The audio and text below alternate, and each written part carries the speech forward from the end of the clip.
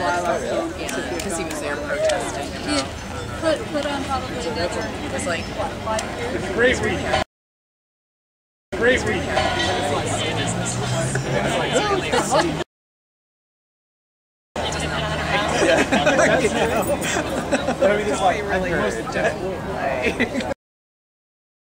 You'd also have to gain like a bunch of pounds.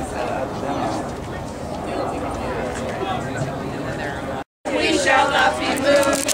Tell John you that we shall not be moved, just like a tree that's standing by the water. We shall not be moved. All right. Oh yeah. Thanks.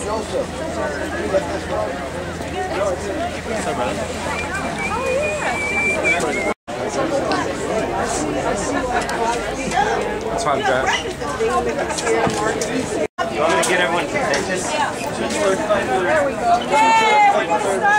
We're about to start the press conference, so everyone I am incredibly frustrated and angry that Dean Chris Edley, who professes support for civil rights, human rights, and justice, continues to head a faculty with a war criminal who sits here teaching constitutional law.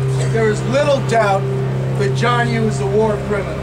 Some people attempt to bastardize the conversation by talking about it as though we're discussing constitutional rights, as though the guy wrote a law review article and just happened to stand up for an unpopular view. That is not what happened. That is the wrong analysis of what happened. You know, there's a document called the Faculty Code of Conduct, which applies to all faculty members at the University of California. And it sets forth grounds of discipline for behavior that is unacceptable. And one of the major grounds for behavior that is not acceptable is when an individual who is a faculty member, whether in residence or on leave, commits an act which does damage to the reputation and academic standing of this university. And advocacy and participation of war crimes, as far as I know, is something that is not quite beloved here at the university, although some might differ. And for historical precedent, back in 1971, there was a guy in the political science department here at Berkeley named Robert Scalapino.